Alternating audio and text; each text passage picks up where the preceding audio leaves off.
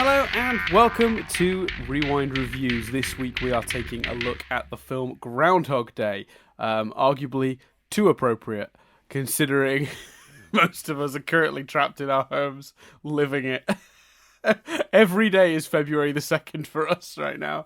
But other than that, it's a film I personally described as having possibly the most perfect script ever written. Like it's a perfect screenplay. Chris was determined he'd find something wrong with the movie to try and uproot that. Having rewatched it, did I say that? I don't remember saying that. Did you not? No, yeah. It's been, for those listening. It's been we got so far ahead. Allowed ourselves to take a couple of weeks off. But yeah, you did, because I said it was basically a perfect screenplay, and you were like, I reckon I can find something wrong with it. Yeah, I don't remember saying that. Yeah, but I stand by it. For those who don't know what this is, obviously, hello, welcome to Rewind Reviews. We're reviewing old movies from our sort of connection to our past. We don't do that every week, say what the podcast is, but we probably should do it more than we do. So yes, this week we're taking a look at Groundhog Day. We usually start with history with the film. So what's your sort of history with this film, Chris? I'm pretty sure you were like, you got to watch Groundhog Day. Right. And then I remember watching it. I remember watching it for a few years ago and enjoying it. And then I think this was my fourth view. I think it is a film I then went back to at least once or twice to watch again. So yeah, I just kind of got I'm gonna watch Groundhog Day sort of feeling, or saw it on Sky or whatever, and yeah. So I watched it very late. It must have. I don't know for sure. But I don't think even it was something I watched on your recommendation at university or anything like that. I think it was years later. So I think I would have only watched it for the first time in kind of the last 2 or 3 years. Oh wow! That is okay. Well, the thing with Groundhog Day, from my perspective, is that my first interaction with it was not to watch the entire film. What happened was it was back in the day when I think it was. Oh no, it must have been before Channel 5 based on my age. I would have only been I'd had to have been somewhere between sort of 8 and 11 when I first saw this film. Because I was still living in Ireland and we were at my grandparents' house. And I got the wrong impression of this movie. Because it felt like a horror movie to me. And for years I thought this was a horror film. And I kid you not. Because I only caught a chunk of it when I first saw any of it. So the movie had already started when my granddad flicked through the channels and sort of stopped on that aimlessly. And then he started, I don't know, talking to my dad, reading the newspaper. He wasn't really paying attention. He'd given up. But I was still in the room and I started watching because it was just on the telly. There it is. And it's this movie about this man. And it might have been that middle section of the movie where he's really sad about it that I saw. Yeah. Where, when he really spirals. And I was like, oh my god, this is horrible. This guy is just stuck in this one day. That sounds like the worst scenario. It played like a horror movie when I just saw that segment. And then I was either sent to bed or it was changed or whatever. I was quite young. So it stuck in my brain though. And for years I was like, oh, that was that movie I didn't see all of, where it was it was kind of like a horror film about this guy trapped for eternity in a day. And then years later, I would say early teens, so 13, 14 maybe. I either dug it out or I came across it on television or whatever, rewatched and saw the whole thing, and immediately fell in love with this extraordinarily well-written, funny, brilliantly acted sort of romantic comedy from Harold Ramis, who obviously I had no idea who Harold Ramis was at the time. Even being a Ghostbusters fan, I had no idea who Harold Ramis was at the time. And it really stuck out to me. And I never really was able to put my finger on why until I got a bit more academic about it in later years. And I read the book. I think it's just called How to Write Groundhog Day. And it's from the writer of Groundhog Day. So the guy Danny Rubin, who wrote this movie, or at least the initial draft before he worked on it with Harold Ramis, he wrote a book called How to Write Groundhog Day. And I read that. I actually reread it this last week in prep for this.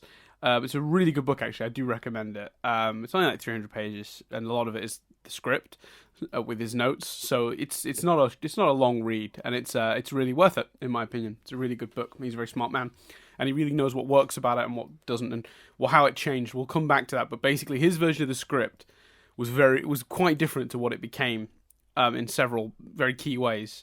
And I want to talk to you about those as we get into this later. But yeah, and I started reading this book and was just like, it really helped me understand what's so amazing about this film, and it's the way that its arc isn't really a plot in the traditional sense. This film's arc is purely a character arc. Purely. There isn't plot, because there can't be plot, because there's no progression. He gets stuck in this time loop, and then it is all about how this character changes.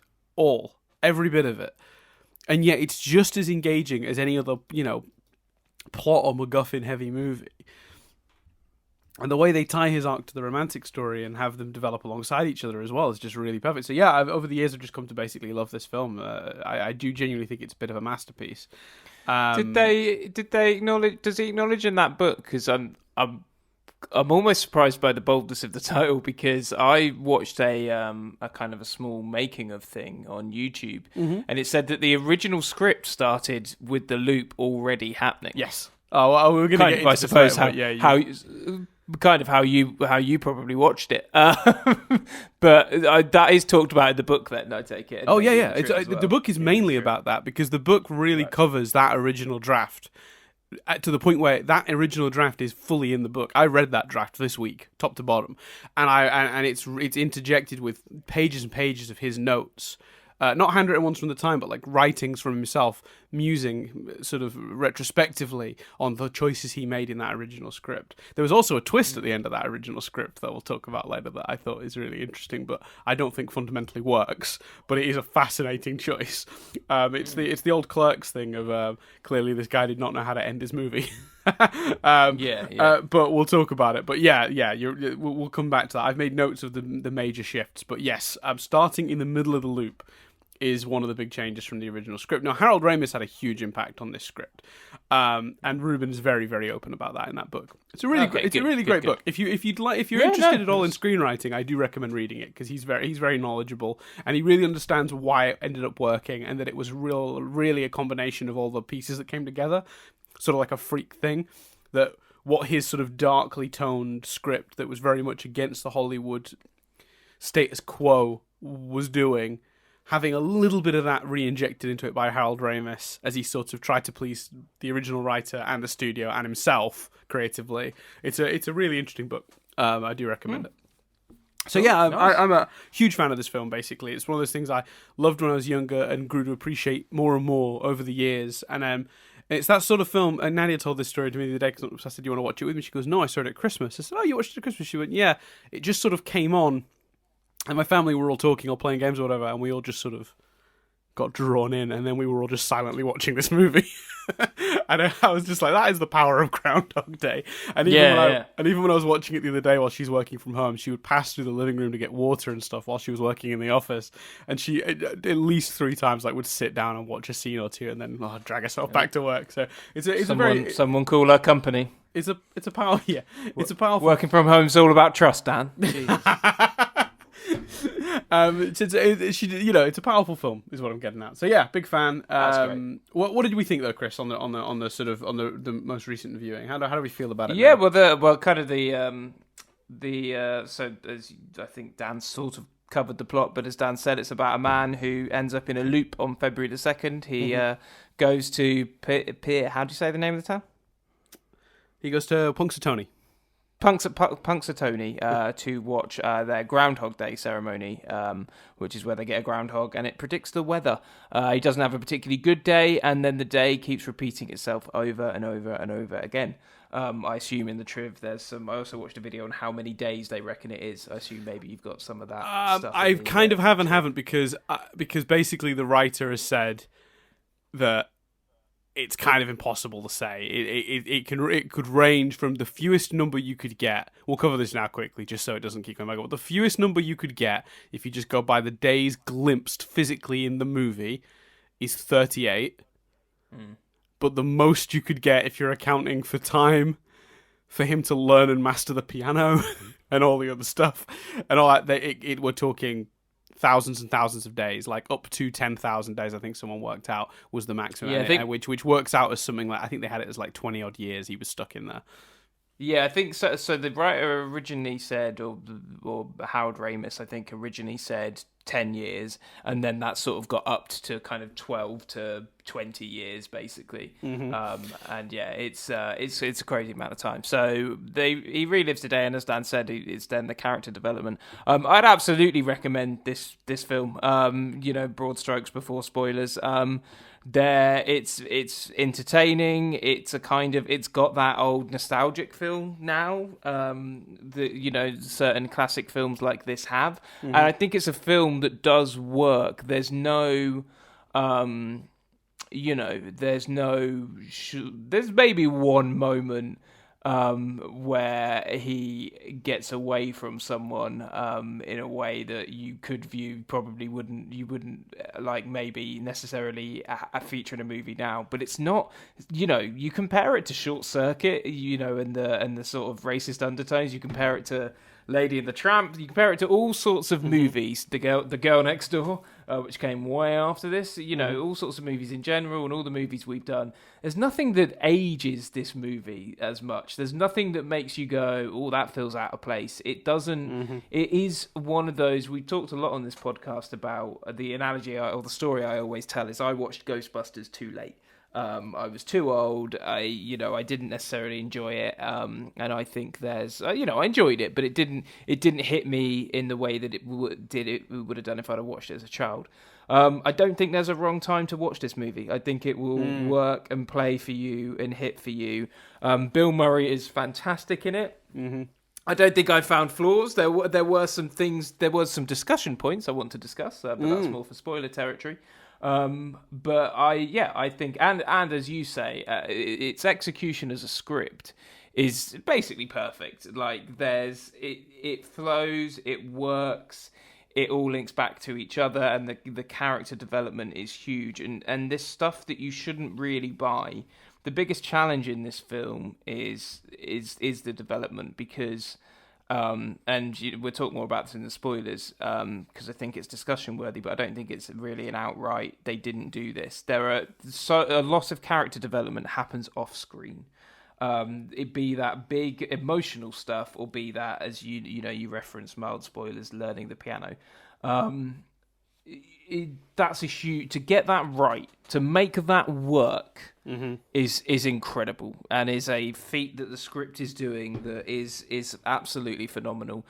So yes, I absolutely, before spoilers, do recommend this movie. So if you haven't watched this movie, pause, go watch it, and then come back for the discussion. In my opinion, and I assume yours as well. Yeah, big recommend. Yeah, it's a wonderful film that works on all levels, and I agree with you that it is timeless. And it's actually interesting because when I was rereading How to Write Groundhog Day this last week, he talks about that, and he actually had a few discussions and disagreements with Harold Ramis, because at the time Harold Ramis was doing a lot of like very referential comedy, where they were doing it was jokes about things that were happening at the time. And Ruben felt very strongly he'd written a movie that will work theoretically forever. Like he felt like it was a timeless movie. That doesn't necessarily mean to think worth clarifying, and I think he says this in the book. He didn't think it was going to be like a classic or anything, but he did think it was the sort of movie that if somebody uncovered it in the future, they would be able to get the same level of enjoyment out of it as somebody in the modern day would. He felt it was timeless in that way. He was confident of that, and every time that Ramis tried to slide in more cultural references and things like that, which he gets away with one or two. The Heidi thing, we'll sort of say we're in total spoilery territory now. So if you've not seen the film, go watch it and come back. But if you haven't, if you have, you're with us now. The section where it's like Heidi 2 is on at the cinema, and he's dressed as Clint Eastwood. That's very referential, and apparently Ruben fought against that and several others, and he won on some and he lost on others, and that's why that one ends up in there. But that one they just about get away with. It's thin enough that it doesn't really matter. They get away. It just kind of looks like a man losing his mind and drunk on power. Yes. Yeah. That one works either way, in my opinion. Yeah, I think it is the one where it's like, what the fuck? If you don't know the film, like, which I didn't, I was sat there like, what the fuck's this about? Like, but it's still, that doesn't mean it doesn't work. It just makes you question. Mm-hmm. I completely agree. I was going to say something about a point you made, but I think the Heidi thing. Oh yeah, that's it. The aging thing. It doesn't even age because of technology. Because you don't even particularly a lot of films now from the time period. You kind of think, with a mobile phone, this would all be resolved. Or you almost expect someone to get out a phone because of the cleverness of they're away from home and the snowstorm. A mobile phone wouldn't make a difference here, other than him phoning, his mum to tell her he loved her or whatever. Mm-hmm. Actually, it doesn't even. Its lack of technology doesn't even age it. No, because you almost feel like from his perspective, technologically speaking, he's stuck in the past. Like it's like, oh, Punxsutawney's so backwards they don't even have good tech. Like you almost dismiss it as that, even though that isn't the intention. I'm sure that this is like, I'm sure that radio clock he has next to his bed was the latest model in the early 90s when this was filmed. But now you just go, oh, isn't Punxsutawney quaint? Yeah, you wouldn't even. I think one of the great reasons that you shouldn't adapt this is you wouldn't even need to change much, which means it's truly pointless. Yeah. The alarm would be an alarm on a phone and all that sort of shit, but so you couldn't get the humour from the radio stuff. But actually, a couple of lines about how the town's got shit internet or something, and it kind of can be exactly the same still. Yeah, it really can. Which really shows how timeless it is. Yeah, so I think Danny Rubin was absolutely right when he was thinking, when he felt that way about the film. He was not wrong to assert that this is, this will continue to work forever. Like it is a great piece, and really brought to life. I think primarily, let's be honest, one of the biggest strengths of this movie is Bill Murray. And Ramis knew it too, because I remember there's a bit in the book where he talking to Ramis about how mean Phil was, and this is on the page. They're just talking about the script at this point. They'd cast Bill, but they hadn't seen it. He hadn't done any testing or anything like that yet. And Danny's like, "Oh, can he really call the larger guy pork chop? Is that too far? I mean, that's just cruel for cruel's sake. Like, is Phil that kind of guy?" And literally, apparently, Harold Ramis was like, "It's Bill. It'll be fine," because Harold, having worked with Bill previously, understood that Bill could make a bad person likable. And I think anyone else in that role, I don't think the movie works half as well, because he does. Look, as good as that script is structurally, and the concept is obviously really strong, and the way it all develops is perfect, but like, let's be honest, it's a really tough job to sell that character and that arc. Yeah. And the movie really relies on it, because if that doesn't work, nothing works. Yeah, it can't be stressed enough how much it hinges on that arc and his character arc, which kind of leads nicely into my discussion point in a way, because I suppose it's a two-part question. Do you think they try and do both? Do you think they try and do his arc, but then also tell a love story? Mm-hmm. And do you think, because I felt the love story, her choosing to stay, was told in better, they had better days prior to the day that, to the actual last day. They had, I think, more romantic days, and I think it was more believable. There's a scene where she stays and then disappears, and obviously at the end she stays and it goes on to the next day. I think the other scenes of her staying, after they play the cards, and I don't know if the cards is a good ending or a bad ending. I can't really remember. It all sort of blurs. But I think there are days other than the last day where I'm more comfortable with her really truly falling for him. I think on the last day, he's better. The last day tells his arc way better. He loves the townspeople. He saves them all. That's what his day is now, saving their lives and he is undoubtedly a better person in that. But, she doesn't spend that much time with him on that day. For someone that's been so much about the person, the fact that he can play piano and all of that stuff, I think they set her character up as being someone not so easily impressed with that on previous days. Mm-hmm. What are your thoughts on that? I can see how somebody would come to that conclusion. I think that makes a certain amount of sense. Because obviously, yeah, you're right. It does seem like, he didn't spend much time with her on that day. Why did that one succeed? But for me, I think what he learned earlier in the movie was trying to impress her by being exactly what she wants him to be. Wants kids or has fun in the park, or the romantic. Where they're lying in the snow or playing the cards or any of that stuff. Any of those previous nights. The difference is, those were him trying to win her over for himself, for his benefit. The difference between that and the final day is, she ends up coming back to his room when he's not even trying that. That day, he's living for other people. And I think they established her as a character I don't think she's impressed by the piano thing. I mean, it's a fun moment. She's like smiling at him, and it's like, I didn't, you have hidden depths. You can play the piano, sure. But let's be honest. What really impresses her is that he's helped everyone in the town. When they're on the dance floor and people are approaching like one by one, like, he helped saved our wedding, or he stopped my husband from choking, and she's like seeing the selfless man. That's the difference to me. That's the difference between all the nights he was slapped versus that final night where he gets the next day.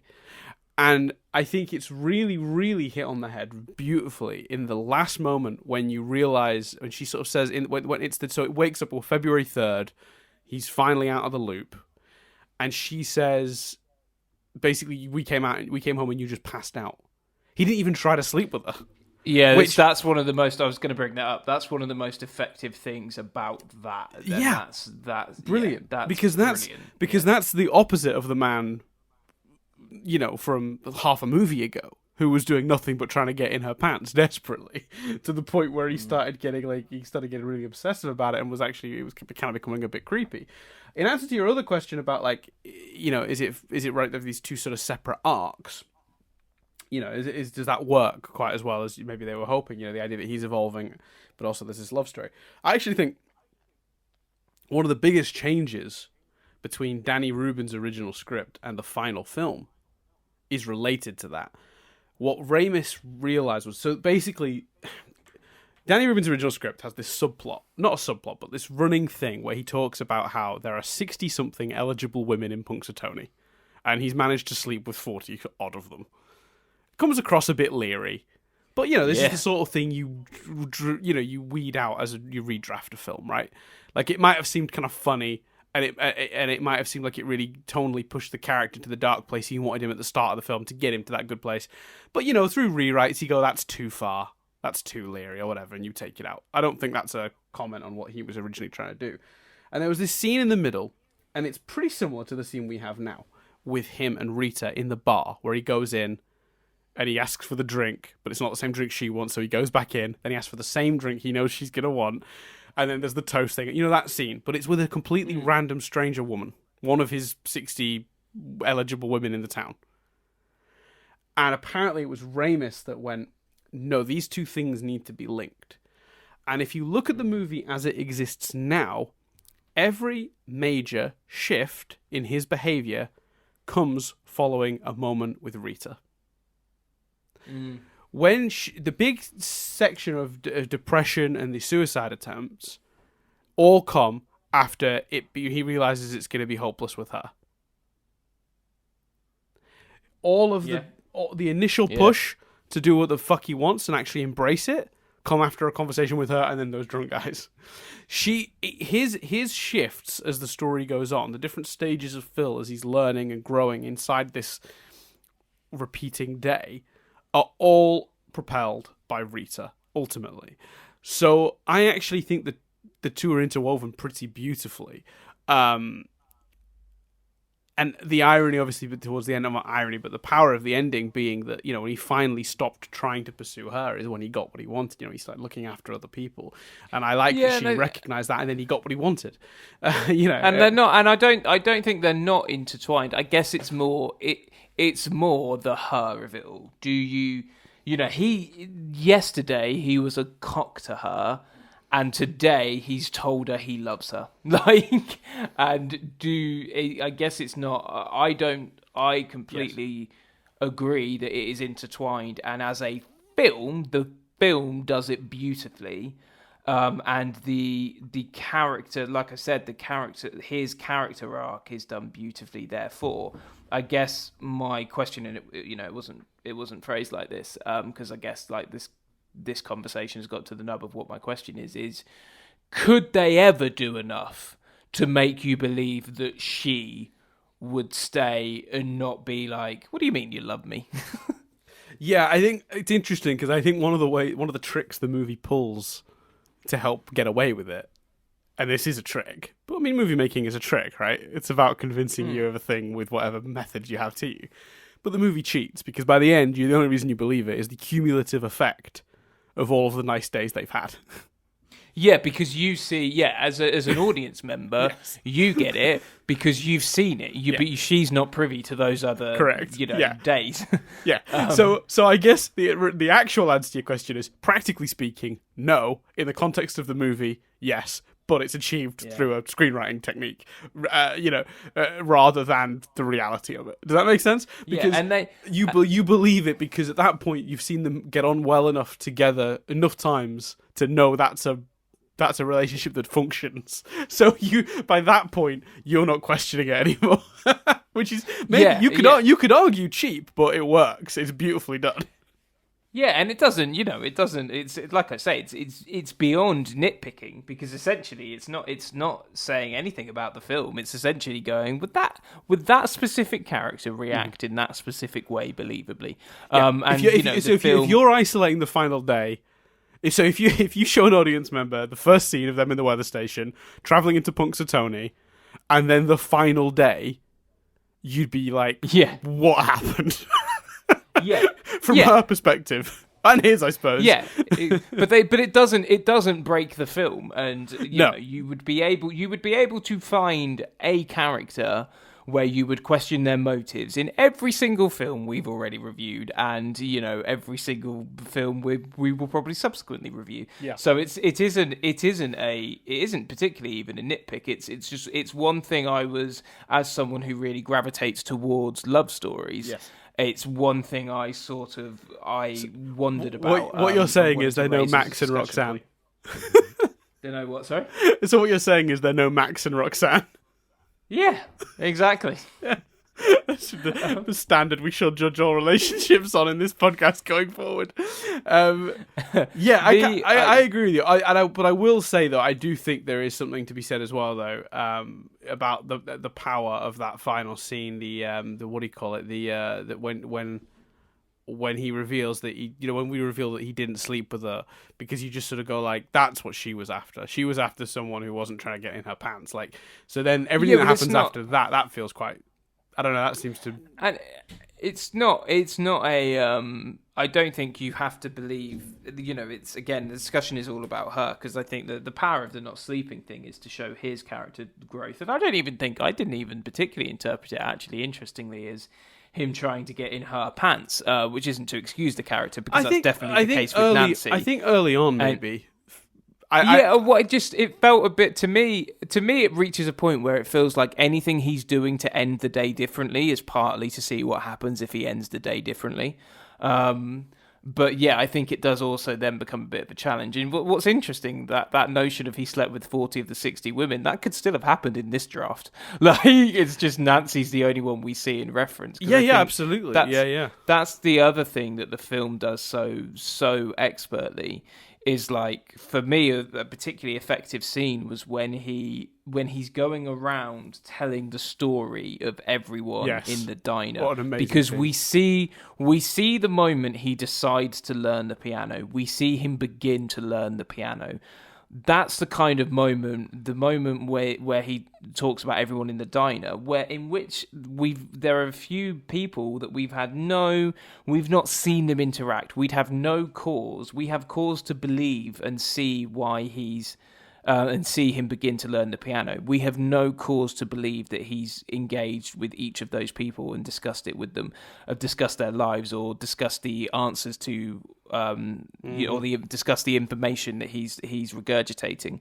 So the fact that he's doing it just really hammers home how long he's been there, and really then justifies kind of at the end the superpowers of it all. Without that scene, him catching the kid out of nowhere, you'd be like, oh, who's this kid? We've not seen this kid before.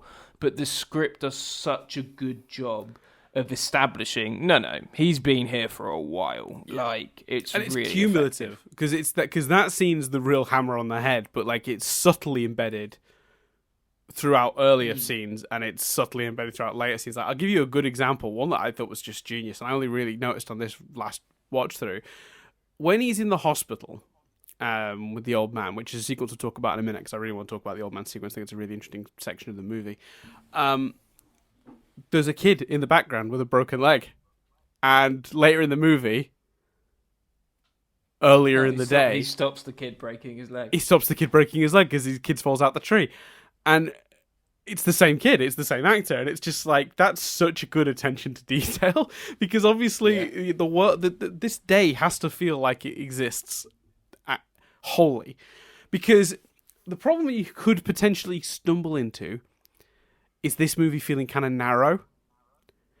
We're not exploring the infinite possibilities of the day, and in fact, actually, arguably, while it could have been one of the movie's weaknesses, if they'd have just stuck to Phil's routine for the day every day, getting up, passing the guy on the way down the stairs, the lady with the coffee, Ned Ryerson, the groundhog, and then the cafe afterwards. If we'd have just kept into that and not explored the wider thing, like it wouldn't feel.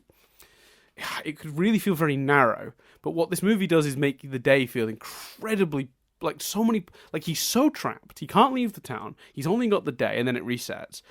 Yet. What they demonstrate in the end is, and I may even be paraphrasing something Ruben says in the book here, but what's incredible about this is that Phil has the best day of his life and the worst day of his life on the same day. And the only factor that changed was him. Yeah, what a great that was the other thesis. That was the other thing I found so effective about the ending.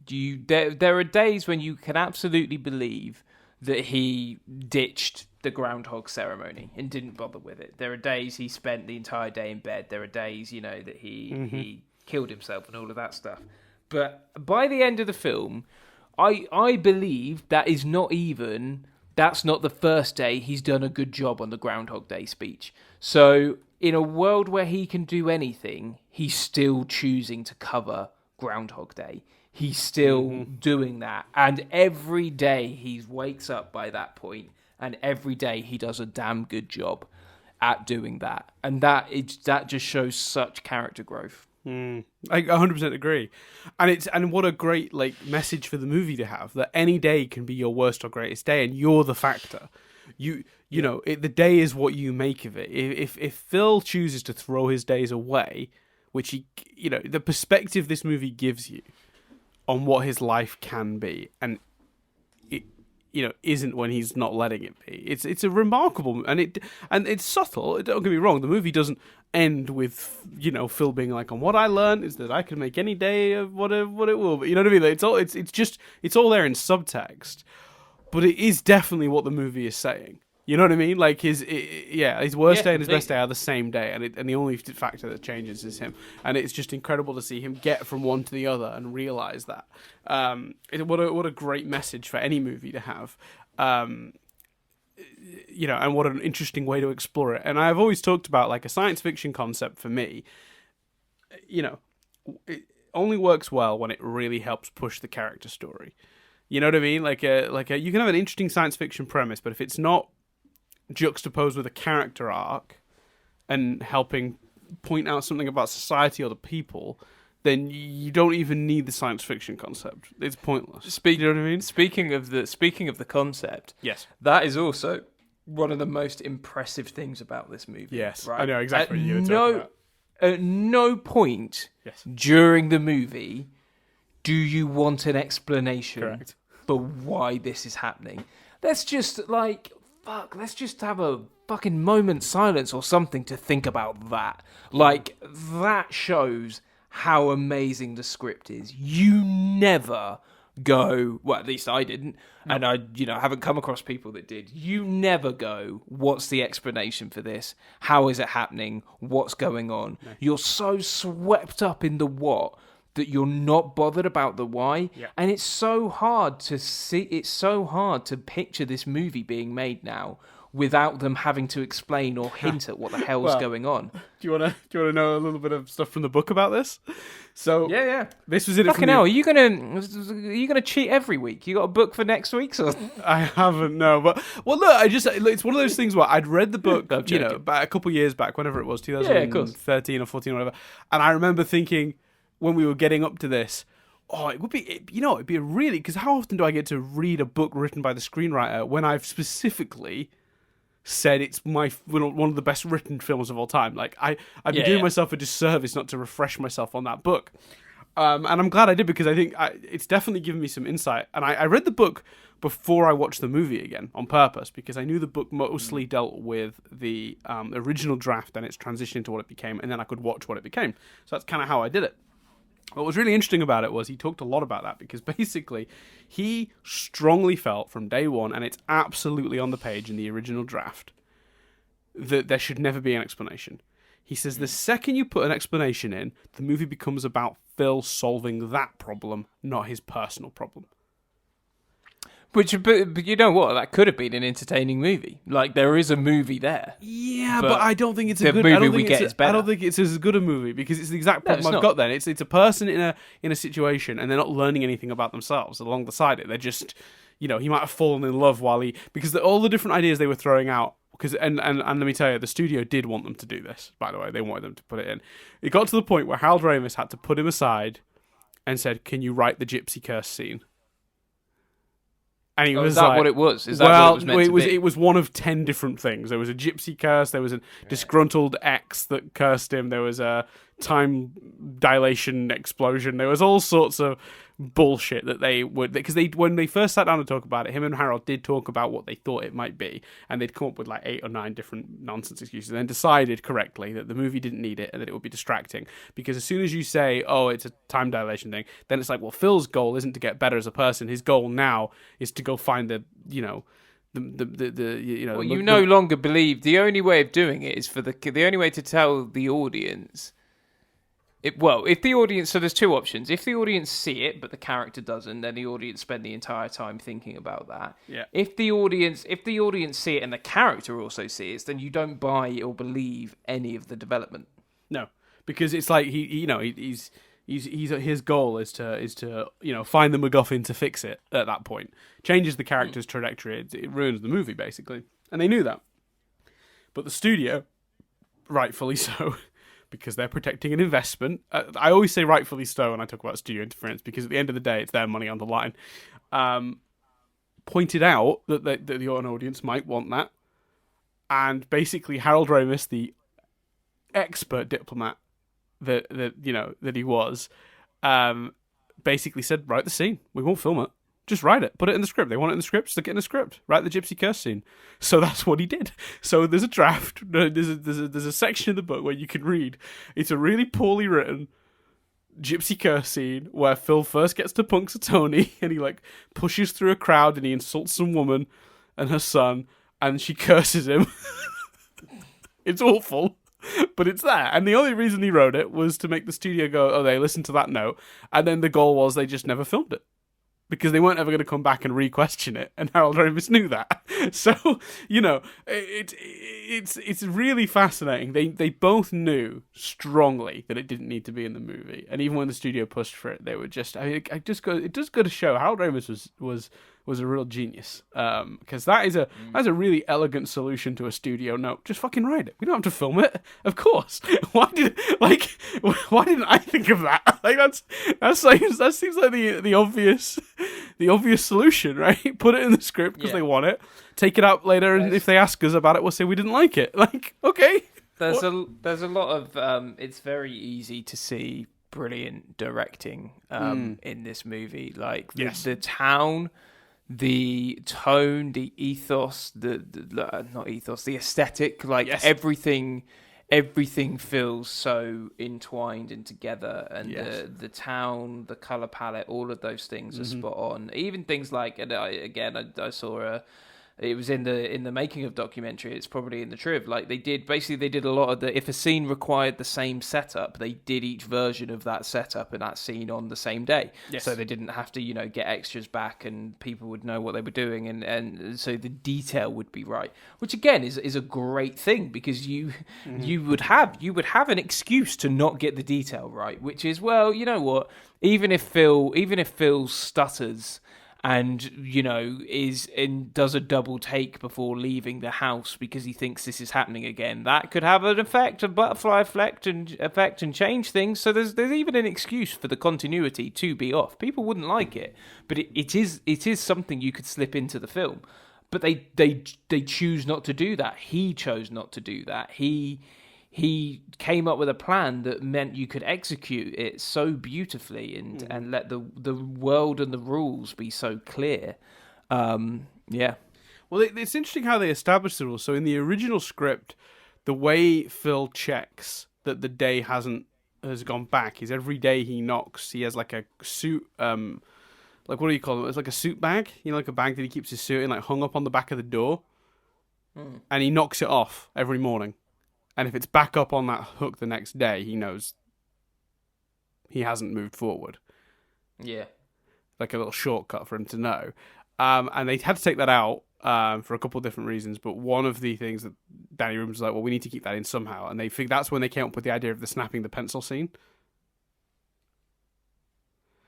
I didn't notice that. So there's a scene where he snaps the pencil, puts it on his bedside, and then when it's the next day, he looks and the pencil is in one piece again. Right. And that's sort of like again, just a very simple way to teach you the rules of this. There really are no consequences, and it's again comes down to really good writing. Let's quickly talk about a couple of the sections of the movie that are really powerful. I think let's talk a little bit about the suicides, because there's a section of the movie after the arc of the movie is introduction, like this is the problem, he's stuck in the same day, and that's all kind of fun, and like it's Phil losing his mind because he's like, I don't understand what's happening. And it's that my favorite moment, and the line delivery that's in my head and will live in my head forever, which is his performance on the second day when he's doing the Groundhog Day news report, and he goes, well, it's Groundhog Day again. And it's just perfect. So that's the first section of the movie. Then we go into the consequence-free section of the movie, where he realizes, well, no, there's the denial stage where he's like trying to get his head checked and all that stuff, and then we go into the consequence-free stage of the movie, where he basically just goes nuts. He steals a car and nearly crashes into a train, gets himself arrested, wakes up that morning, that's when he starts womanizing with Nancy and all that stuff.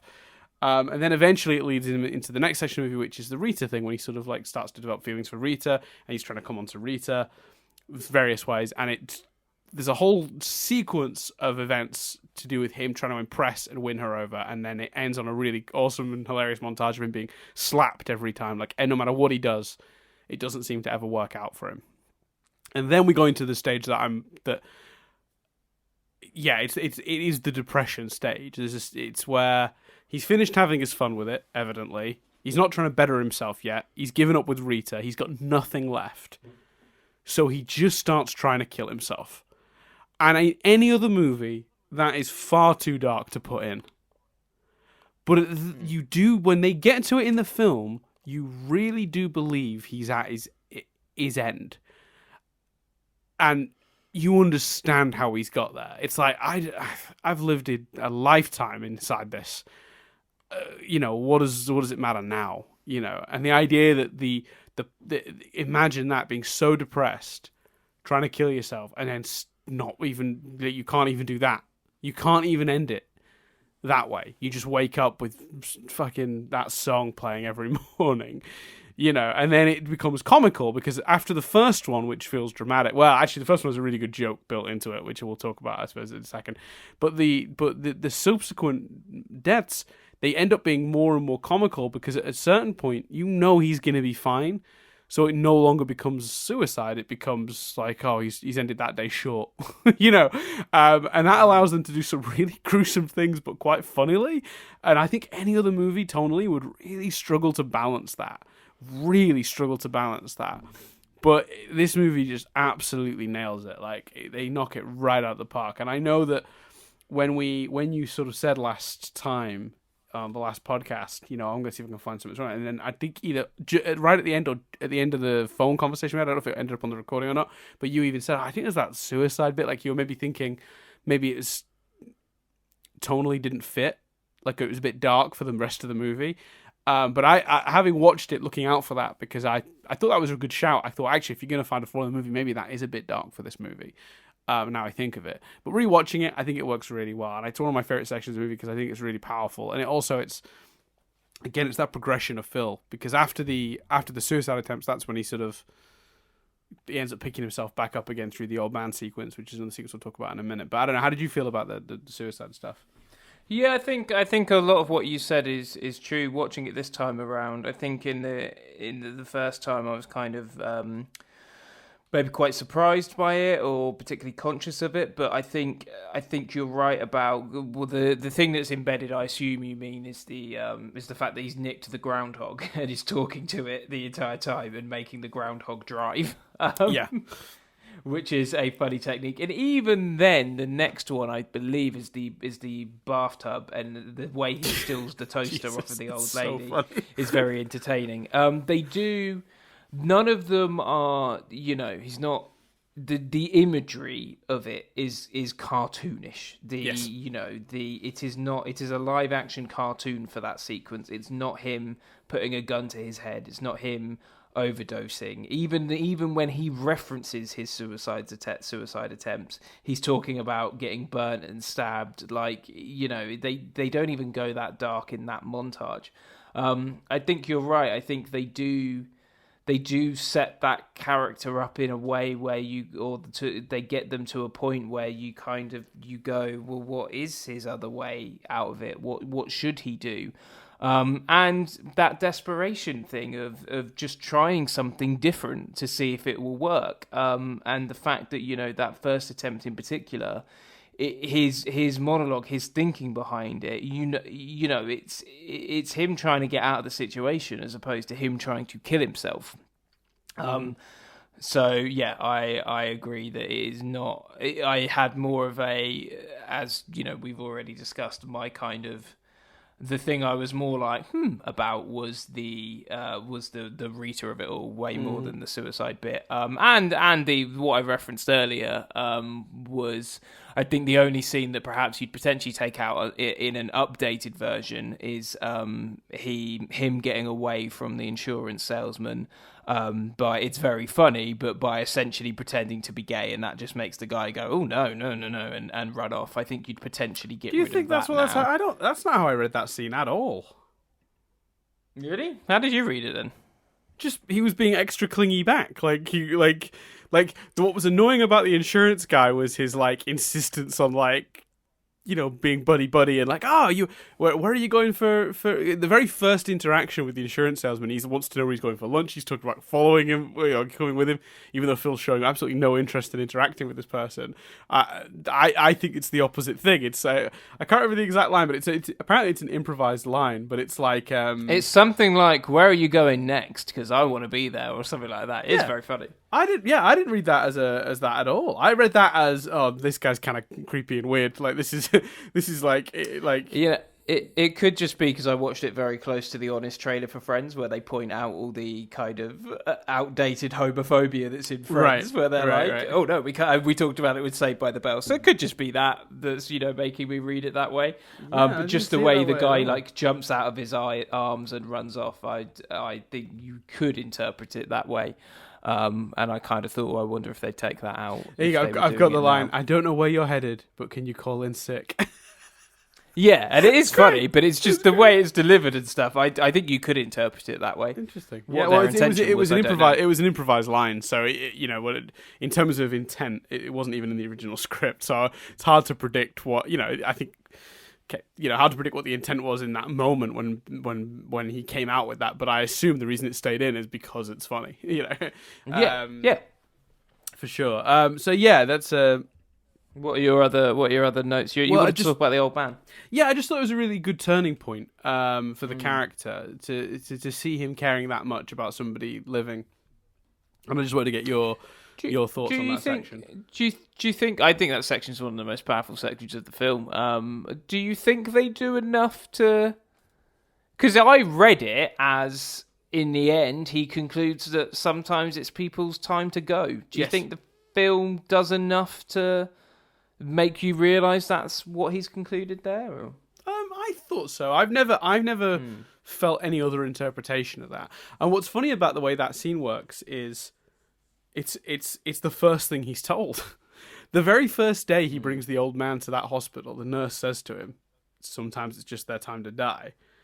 And he goes straight into denial mode. And then we get the sequence of him trying to make the guy not pass away. And I feel like he's trying to prove her wrong that whole time, and then when he gives up, you very clearly go, "Oh, it's because he's realized what she told him is exactly right." Sometimes it's just that it's someone's time to go. Just a really powerful section. I remember when I first saw the movie.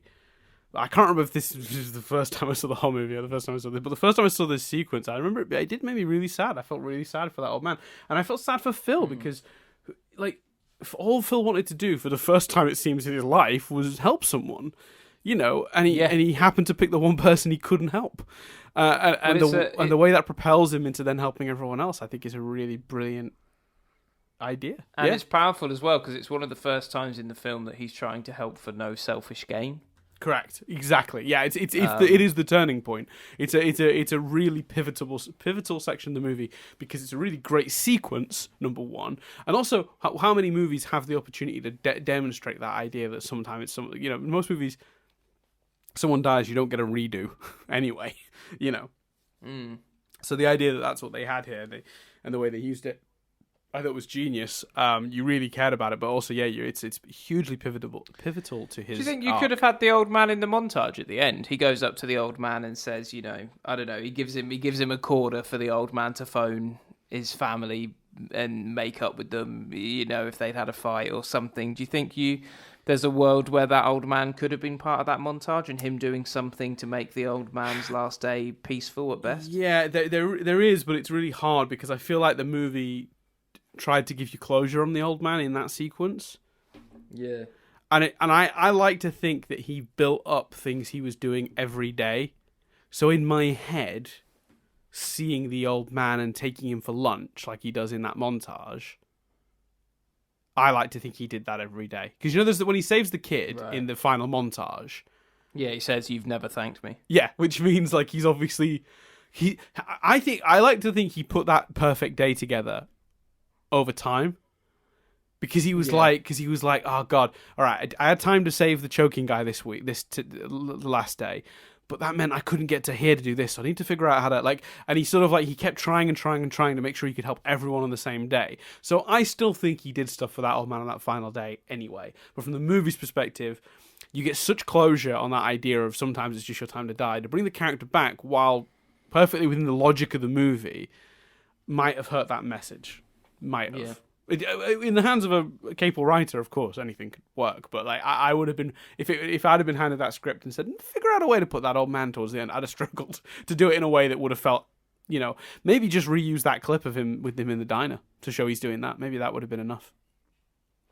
Yeah, but I think you're right. There is an element of that's the action that Phil did when he was desperately trying to come up with a solution. So Yes. it kind of you don't need to see it. What were your other notes, or hit me with some triv? Well, we've got. Let's talk about the draft differences first, because there's some really big differences between the finished film and the original draft. And I'm looking forward to talking to you about them.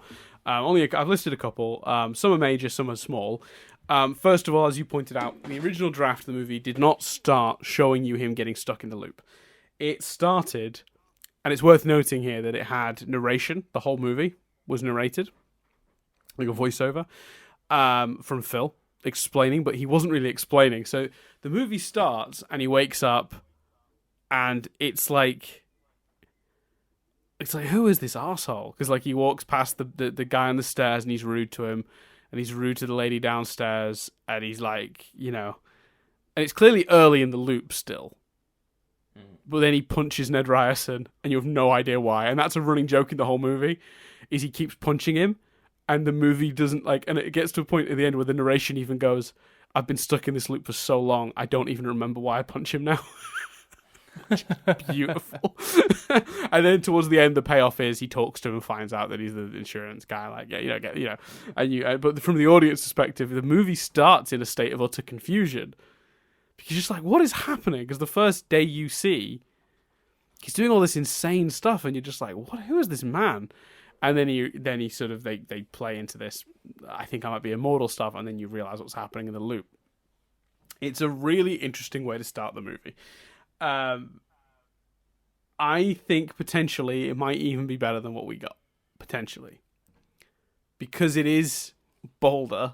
It's definitely more unique. It's definitely less Hollywood. But I think it makes the movie less accessible.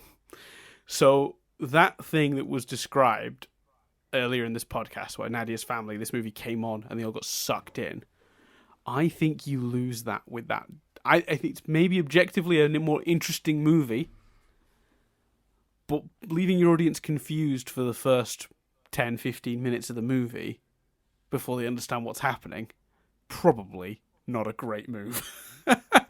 No, creatively interesting, but yeah, I love movies where what's happening slowly unfolds. I think Memento, whatever it's called, Memento, is a work of art, but it isn't the most accessible. I also think the risk of that route is the damage. It does a lot of damage to the character arc, right?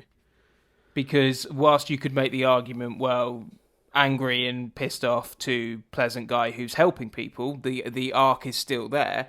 If anything, it's heightened because we start from a real angry point of view. Mm-hmm. If you start your character with an excuse to be the way they are, in this case the fact that he's stuck in this loop and frustrated by it, mm-hmm. then for me it lessens them going from A to B, because it's more like going from A.5 to B. Like we've missed part of the journey, and you kind of go, oh well, for all we know, he was quite friendly before he got stuck in the loop, and we're seeing him in this heightened state because he's in the loop. But because we see him, with no reason to be an arsehole, and he is still an arsehole, yes, it emphasises more that he's an arsehole. That's a really good point. Yeah, you're absolutely right. You do lose more than accessibility. You're right. It hurts the arc. That's absolutely true. I think so. Very well observed, Chris. Very well observed. Thank you. But I do love the idea that he just punches the guy every day and you don't know why, and then it gets to a point when even he doesn't remember why. That's the idea in principle is very good. But yeah, it hurts the arc. There's something incredibly satisfying when you watch a movie and don't know what's going on and then work out what's going on. Yeah. Or the pieces unfold. But the heart of this movie is the character arc, and I think that would damage it. Agreed. Two other little differences, or three. One, there's a whole section in the original draft where he's trying to assassinate the groundhog. Like, he buys a rifle and tries to kill that groundhog. You know what? I think it's logical. In his scenario, you would turn and look. I'm laughing because it's funny, because I think you're absolutely right. I don't think there's a part of me that would question it. Yeah, because you would turn to the groundhog. You would assume that you had to do something to the groundhog to break the loop. Or if you had infinite days, eventually you'd run out of other things to try and be like, well, I guess that's my next move, right? Like, I could I'd like to think I would never resort to killing, but yeah. Yeah. So, yeah, he buys a rifle, and the guy he buys the rifle from goes, "You've got the paperwork right?" And he goes, "Yes." And the guy winks at him. And he says, "Well, it's not small game season anymore, so you're not going to be killing any small game, are you?" And Phil's like, no. And the guy winks at him again. It's like, it's actually a really funny scene. And then he goes to Gobbler's Knob and he's trying to assassinate him with a rifle. It's really funny. But apparently it was taken out not because of any like story reason or practicality or anything like that. It was taken out when they cast Bill Murray because he'd just done Caddyshack, which is him fighting a gopher. Oh, wow. And they didn't want the movie to be compared to Caddyshack. I say just. He'd done Caddyshack. When's Caddyshack? Like 80s? Yeah. But he'd done the movie where he fights a gopher with Chevy Chase. Yeah, that is Caddyshack, I think.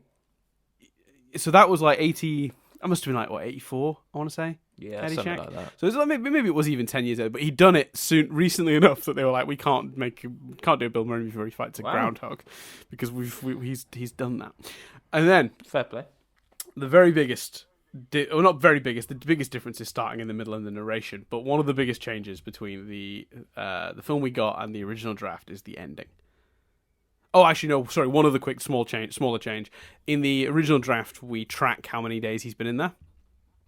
And the way they do it, nice idea, but I think it's more fun for the audience to not know. But also, I think you will, if you give an answer to that question, someone somewhere will find a logic hole. So it's easier to just not answer it. Well, yeah. What's interesting about the way they do it, it's pretty clever, is that bed and breakfast he's in has a huge bookshelf in the original script. And basically, what he does, he goes down, picks off a book, the first book in the top right corner, reads the first page, and then he reads one page every day. Right, okay.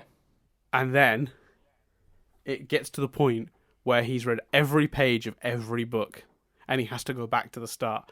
And he calls it his birthday when he gets to the end of the bookcase, and then he counts how many pages are in each book and works out how many days he was in it. But he does that about 2/3 of the way into the movie, and then we don't track it again as we go into the final act. So it's pretty clever, actually, as a route for doing it. But you're right. But I don't know what it adds. No, I don't. exactly. I don't. It's clever, don't think but it's clever for clever's sake. It doesn't really help tell the story, which is I don't think a definitive answer to that question adds anything to the script, other than that it makes sense. Somebody will try to keep track of it in some way. I would, if I was stuck in a loop, I'd be trying to find a way to keep track of it, and that's a really elegant solution. Yeah. But you're probably, like, I agree and I would say the same, but, you know, I know myself after a year, nah, I'm probably not keeping track. Yeah, that's fair. So then the biggest difference is the ending. So in the original draft, and this screams I don't know how to end my movie, because in that original draft, remember, Rita wasn't quite as intertwined with Phil. So I guess he was looking for more than the catharsis because that is the biggest problem with that original draft, is because it's not as intertwined, the Rita Phil stuff, that him getting with Rita at the end in the original draft isn't quite the glorious ending that it should be. Right. Does that make sense? It's just kind of like, oh, he did it. Like, so the way the original draft ends is the narration kicks back in, but it's no longer Phil. It's Rita. And she's annoyed that she's woken up in bed with Phil hundreds of times. Suggesting that February 3rd has become her loop day. God, that's a really nice idea. I really like it. The problem is, again, it undoes the arc, because the suggestion that his happy ending is her awful starting point completely lessens it. I like the notion of the joke. Like, there's I won't spoil it. But it works better in a world where it works better in that draft, because again, their relationship isn't so key to that story.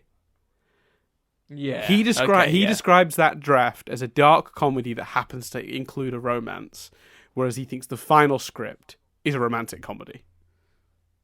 Yeah, That's his fair. defense in the script. He thinks it totally fits prefer with the what he's ending written. we've got. Yes, me too. Yeah. There's a great joke at the end of Yesterday, which that reminds me of. Yes, correct. Yes, it's very similar. It's not as but in Yesterday, you kind of go, you want a warm feeling of, oh god, you could make a sequel just about that. Well, it's basically the same thing where you go, oh, you could do the entire film again, but just do that.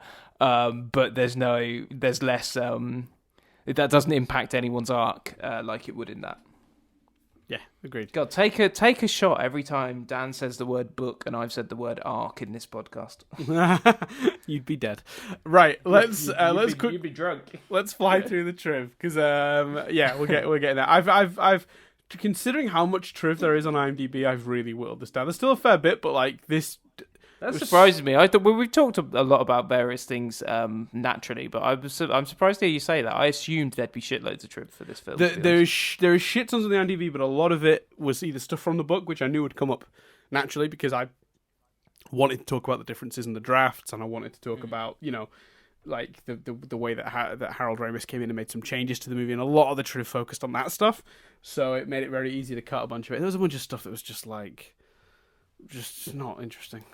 Also these have gone on too long in previous episodes, so I'm really starting to make sure I call them now in a more dramatic way. And this is still a fair amount of triv, which tells you how much there actually was before I went through the culling.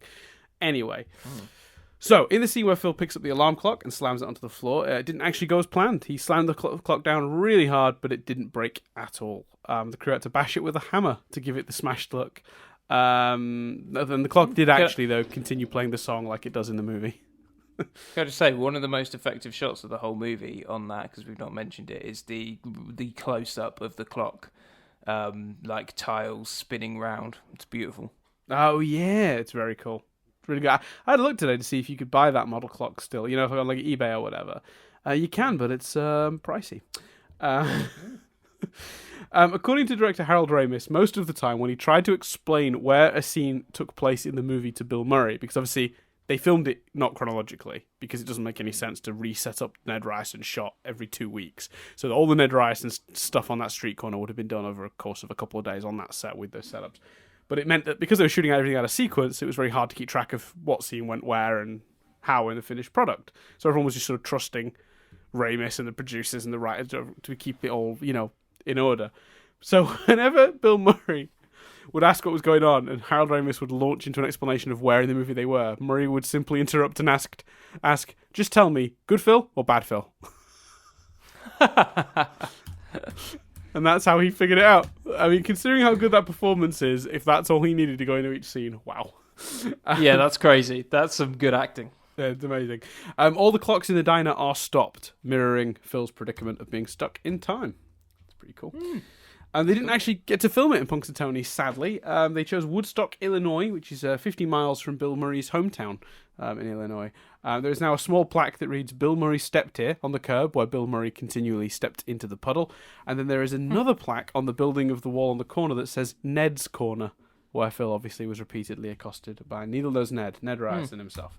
I kind of feel if you've got the plaque on the step, you probably don't need the plaque on the corner as well. Like when you said there's another plaque, I was expecting it to be in a completely different location. No, yeah, like it's the house away. Or something. And there's another plaque. Yeah, but to be fair, it's just to be fair, actually, the way those two shots are done, they could actually have been shot in two quite different locations.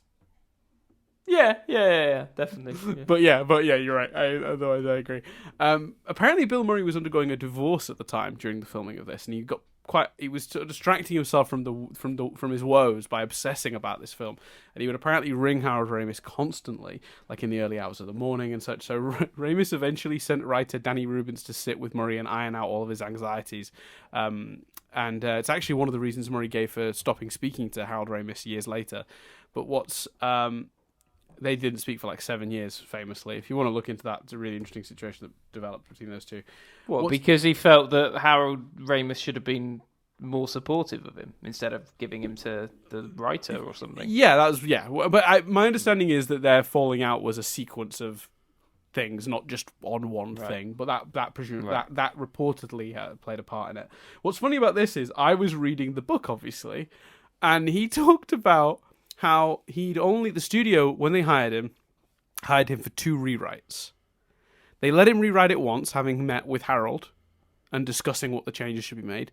Then they let Harold rewrite it, and it didn't seem like they were going to bring Danny back in for a 3rd rewrite until the Bill Murray stuff happened. So the way it's played in the book is, oh yeah, they brought me back in to work with Bill.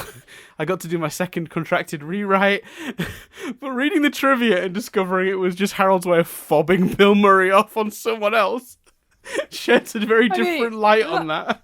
That piece of trivia slightly contradicts the good Phil or bad Phil bit, doesn't it? No, not necessarily. But what is a man deeply obsessing with a film and asking the screenwriter questions and the screenwriter having to rewrite it? And one is a person who's about to do a scene and doesn't know where they are in the film and just needs to be told good or bad? Yeah, because I think when you're looking at that point, he's seeing the script as a whole script in chronological order. But not knowing where you are in the movie when you're shooting out of chronological order, especially a movie as complicated as this, I think makes sense. Yeah, that's fair enough. You know, because it's not so much about where he is in the movie, I suppose, more it is which scene are they now shooting for the movie, like because they're jumping around so much. Because the Ned Ryerson scenes, for example, are split across the whole movie, right? There's like 6 or 7 of them. Yeah, that's fair. And the early ones, obviously, he's bad Phil. The later ones, he's good Phil. And it's like, we're about to shoot you talking to Ned again, and he's like, all right, what am I supposed to be, good Phil or bad Phil right now? Because I'm losing track because we're not shooting chronologically. So I guess it's more about the production and him not understanding the story, if that makes sense. Yeah, okay, fair enough. As I mentioned earlier, there are exactly 38 days depicted in the film, partially or in full. Well, no days shown in full. I think it's a weird way to phrase that, but yes. Lots of debates to be had about how much time he spent in there. I didn't keep much of that in the trivia. I only kept that one because that one is factually definite, whereas the rest are all just a lot of people speculating on all sorts of stuff, and there's too many factors to actually know. Thousands of days for sure. Bill was actually offered a spit bucket for the diner scene where he's eating all the pastries, but he refused it. The angel food cake, in particular, caused him to feel very sick quite soon afterwards. A little addendum to that story from the Take a Shot book is that Danny Rubin describes it as he got a bit grumpy with Andy McDowell because she messed up her lines a bunch of times that day and he had to keep eating the food, which was making him sick. God, but there's an element of you were offered a bucket. Yeah. You wanted authenticity, Chris. You wanted authenticity. The Groundhog ceremony is depicted as occurring in the centre of town, but Gobbler's Knob is actually a bit more rural and wooded area that's about 2 miles outside of Punxsutawney. I imagine that upsets people who travel there imagining the movie. I mean, it's probably the same, though. It's because from my understanding is Danny and Harold went to visit and do the Groundhog Day ceremony. So I think the ceremony itself is pretty accurate, but a lot of that stuff they've added. In the penultimate encounter between Connors and the annoying insurance salesman Ned Ryerson, Bill Murray was ad-libbing when he says to Ned, I don't know where you're headed, but can you call in sick?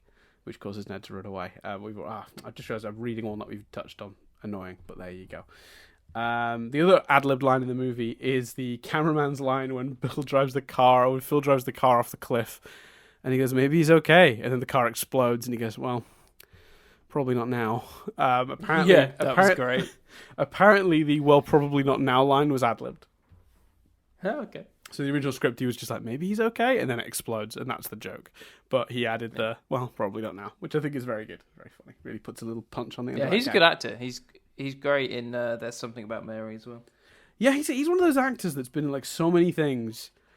I've never seen him as the lead, but he's always great in those sort of small side roles. I feel like he's been in a bunch of sitcoms. I feel like he played someone's deadbeat dad in a sitcom. He did. How I Met Your Mother. There you go. He played Lily's dad. Yeah, he's so reliable. Like that sounds like an insult, but I feel like if I worked on a thing and he was hired as in the cast, I'd be like, cool, sorted. I don't have to worry about that anymore. Like he will bring comedy to this. I like that guy a lot. I think he's very good. Forget his name, but really good. I think it's Chris Elliott. I think I googled him to check he was How I Met Your Mother and There's Something About Mary. I think it's Chris Elliott. I might be wrong, but I think. Cool. There you go.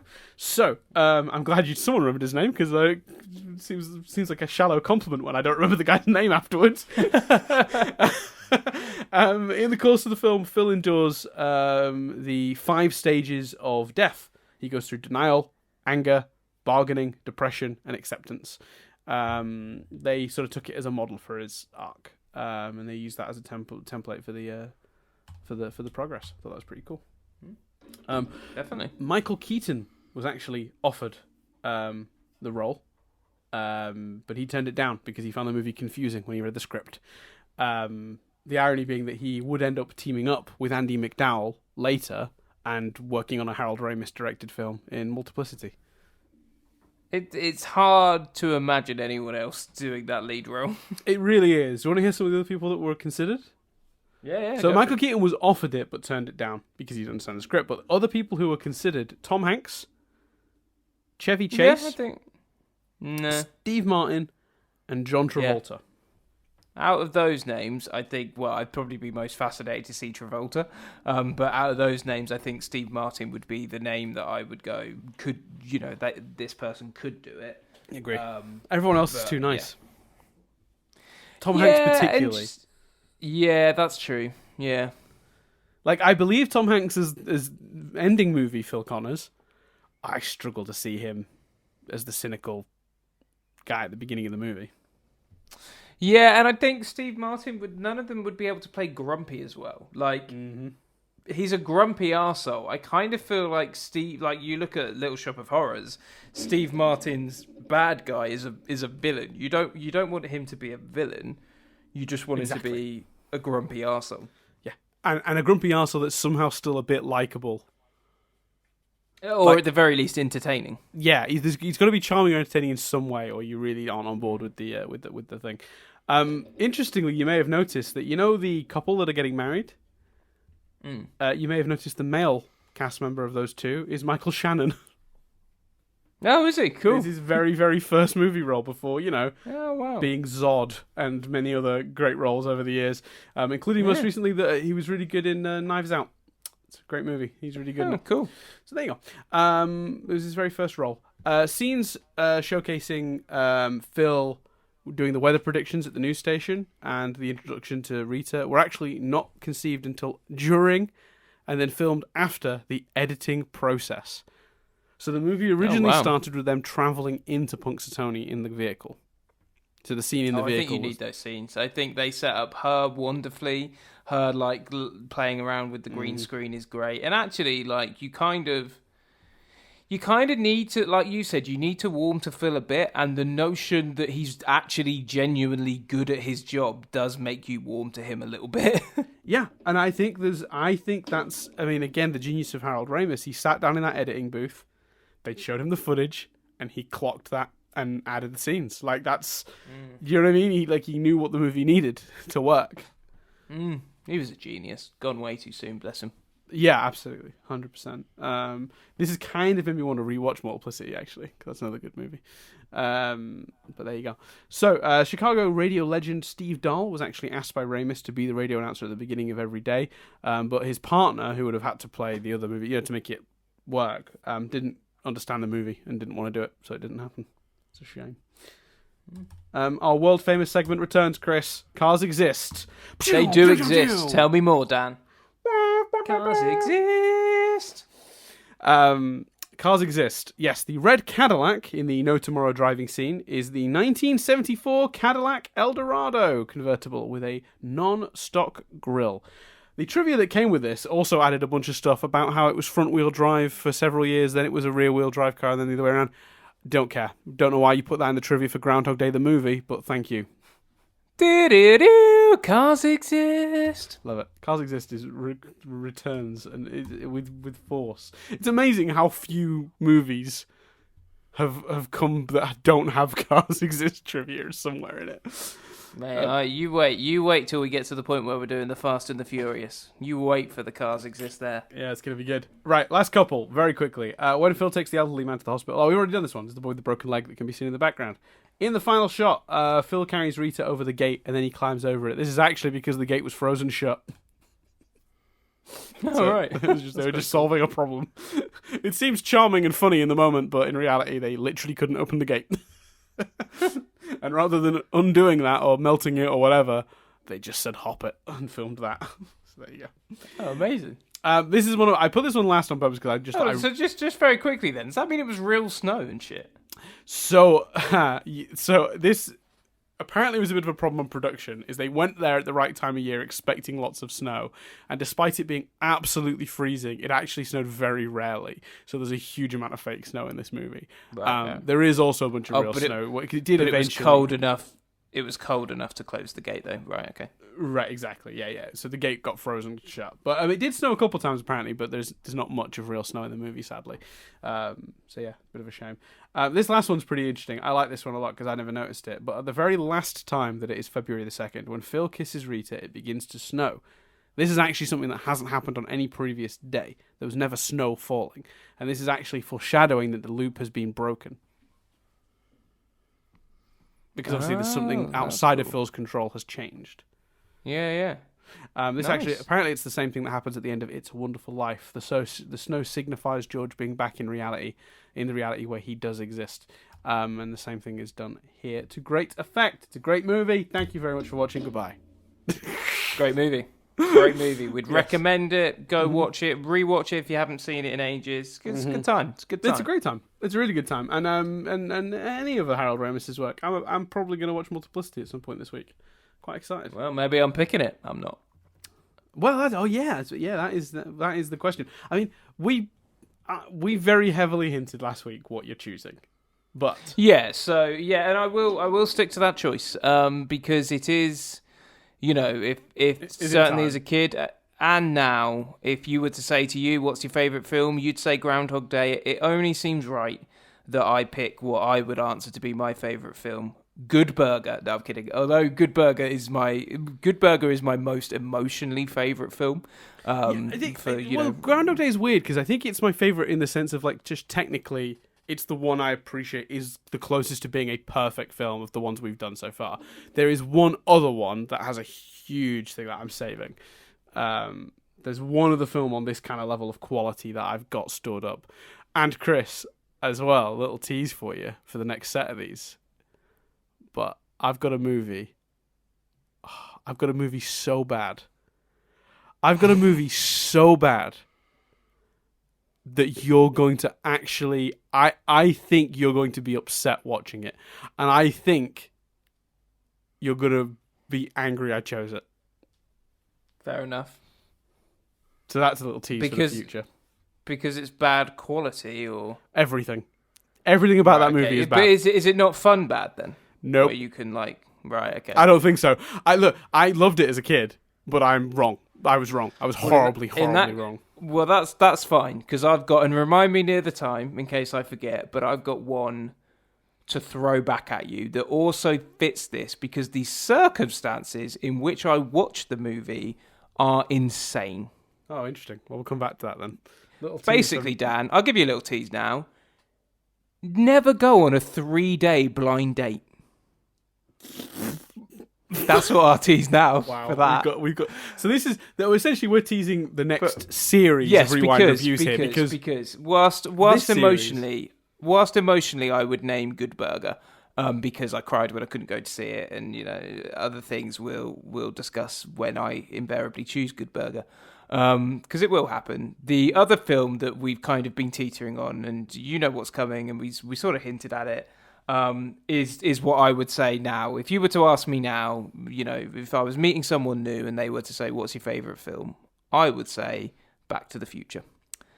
I am fascinated by I already have an opinion because, fun fact, I've actually already seen the first one. I will rewatch it, as in I saw it last week. I will rewatch it before we do the podcast on it.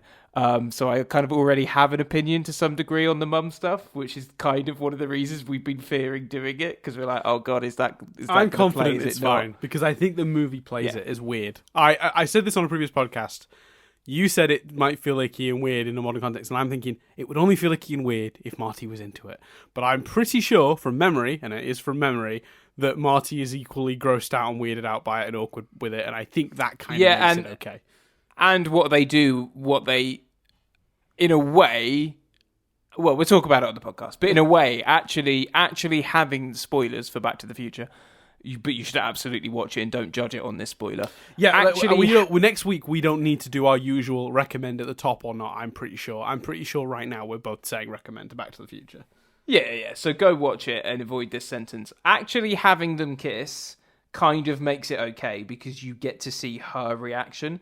And they play her reaction very cleverly as well. Which is a very famous moment in the movie, but that's a great. The fact that she inherently knows something's wrong helps as well on the rewatch. But anyway, Back to the Future is the choice. We'll talk about this more at the time.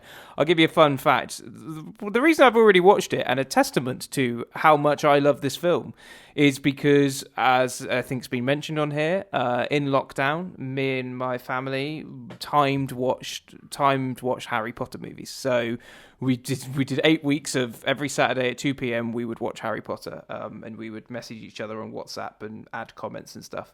That more than anything, that is my only sort of not in that weird, not in that. I don't mean this in a it's all blurred into one way. Because I've been so manically busy at work and we'd still be doing the podcast and we've done a podcast every week and all that sort of stuff. My only sort of real measure, lockdown doesn't seem that long until I realised that I've watched all 8 Harry Potter movies. and go, so it's at least 8 weeks then. That's what makes it seem like it's gone on for a while for me. But anyway, after Harry Potter, we decided to go shorter. We wanted to keep doing it. We're still in lockdown, but we decided rather than commit to Star Wars, which was the next logical choice, and 9 movies, you could argue 11, we decided to go for Back to the Future. You could argue 6 if you wanted. Fair. You slice that any way you prefer. Let's be honest. Yeah. Well, you could argue Machete, and 7 or whatever that is. Mm-hmm. Yeah, no, 8 Machete. Yeah, because 8, includes Attack and Revenge. Anyway, so 3 households watched Back to the Future this weekend. All 3 households watched copies of the film that I own. How? Oh, because right. So, and simultaneously, it's worth adding, I'm sure. Yeah. Oh yeah, definitely. Yeah. Oh yeah. So my parents watched my DVD copy, which was at theirs. So I'd had left my copy at theirs. I left my copy at theirs because I'd recently purchased another copy because they did not a full blown fancy box set. But they did a box set which contained some good extras for cheap. It was Get Back to the Future complete for $5.99. So I had that with me, and then Ronnie, friend of the podcast, also had it on Blu-ray and had burnt all her Blu-rays, so was kind of just selling them. So I purchased it off of her. So my mum and dad had theirs at theirs. My cousin on a walk waved and went, "Do you have Back to the Future? Because I don't have it." And I went, "Oh, actually, I've got a spare copy." And kind of did the whole, went within to, I went, put it down, walked away. He went, picked it up. So yeah, I just thought, wow, that's a real testament to my love of this movie. The fact that all 3 households were watching a copy owned by me, and that wasn't even the only copy. If my parents had a video player, they could have also watched it on video. Amazing. Yeah, great. So, yeah. But we will talk more about that next week. So Back to the Future. So what we're going to do to end this sort of, in quote marks, series of Rewind reviews is the Back to the Future trilogy. So we're going to, next week we're doing Back to the Future Part 1, and then Part 2, and then Part 3 in that order. Then we're going to take a small break before we come back for the next set. Because it seems so silly. An epic way to end this set of this podcast. Yeah, it was an epic way. It felt like time, but also, unlike Toy Story, it's so... The films are so intertwined, which I can't wait. 2's my favourite, and I really don't want to without launching into a Back to the Future discussion, the fact that, like, because it was something, Jess said something at the end of watching this one, and I was like, yeah, no, that was put in about the last scene, and I was like, it was put in as a joke. One of the things with 2 was they didn't know what to do with Jennifer, because if they were planning it, they said they wouldn't have put Jennifer in the car, because it left them with a massive plot conundrum of what do you do with Jennifer. The fact that watching this film again, I was so struck by, like, shit, well, that comes back and then that links to that, and then the fact that it wasn't planned is phenomenal. They're so intertwined that I don't think we concluded when we talked about it after it was clear that I was talking about Back to the Future last week. The conclusion was basically that one of the most interesting things to discuss about Back to the Future is how entwined it is, and putting space between the parts would lessen that discussion. It's such a key part of that trilogy that whilst, we haven't rushed to the Short Circuit sequel or the Toy Story sequel, we really felt that we couldn't do Back to the Future. It's funny because Short Circuit 2 is on Netflix now, though, so I'm eyeing that up as a... yeah, that's fair enough. So yeah, I think it's a really good way to end it. Similarly, if we ever did The Hangover, we'd have to take that approach to The Hangover as well. We're never doing The Hangover. The Hangover, no. I quite like The Hangover. I saw The Hangover at the cinema. I enjoyed it. I watched the first one and I think 10 minutes of the second one. Yeah, the second one's bad. The third one at least does something different, but it's just not. It's not very funny. So the second one's bad and the third one's not very funny. Yeah. But anyway, so that's The Hangover. One day I'll pick it just to spite Dan after his bad choice. No, well, that's okay because I won't pick the second one as the one after, so you won't be able to have your plan of putting them all together anyway. Yeah, that's fair. That's fair. No, I've got a corker for that. But next week is Back to the Future, and then the final 2 episodes of this season of Rewind Reviews is the Back to the Future trilogy. Yeah, and then for those of you who are listening and looking for more Steven University, we're probably going to come back to that in the gap, I think. Do some Steven Universities, throw a couple out there. We promise we keep going. Still doing that. We took a break, obviously, but it's not gone. There's some stuff to talk about for sure. Pretty excited. Yeah, there's some reflections. There's some going back to old episodes. Mm-hmm. Yeah. There's a few things we can do for that. So yeah, keep subscribed to the podcast, to the YouTube channel. You can get us over on Patreon where you're getting episodes of this a week early. In fact, if you want to go hear our discussion of Back to the Future, you're really excited for it. Yeah, go man. Subscribe to Patreon right now and you can hear us talk about it. Great point. That's patreon.com/nothingbutstatic, I think. Otherwise, it's Twitter at Dan Doolan and at C Billingham with 2 M's. There is an at Nothing But Static without the G Twitter, but we don't post on that anymore. You can follow it in case we start doing it again, though, if you'd like. Where else can you get us? That's it. Mail at nothingbutstatic.co.uk. You can listen to our main Nothing But Static podcast, which is just us talking about TV, where we review new TV. By the time you're hearing this, the Statics will have happened, which is our big yearly award show. We're recording this prior to that, so we don't know how it turned out yet, but usually it's a really good episode. We usually have a lot of fun doing that. Very excited about it this year. So yeah, those are things you can do. Obviously, like, subscribe, rate, review, 5 stars, all that jazz. It greatly helps us out. Mm-hmm. So yeah. So especially if you're listening to us on like a podcast platform like iTunes or like Spotify or like any if you're listening to this as the RSS feed rather than the YouTube video, like if you listen to the YouTube video, obviously it helps to comment and like. But if you're listening to us on iTunes or whatever, just go give us a roaring review. We'd appreciate that. But otherwise, that's everything for this week. Thank you so much for listening. Chris ends this podcast, and I always forget, so I'm going to stop now so Chris can end this podcast. That's a great point. I'm Chris Billingham. I'm Dan Doolan. And this review has been Rewound.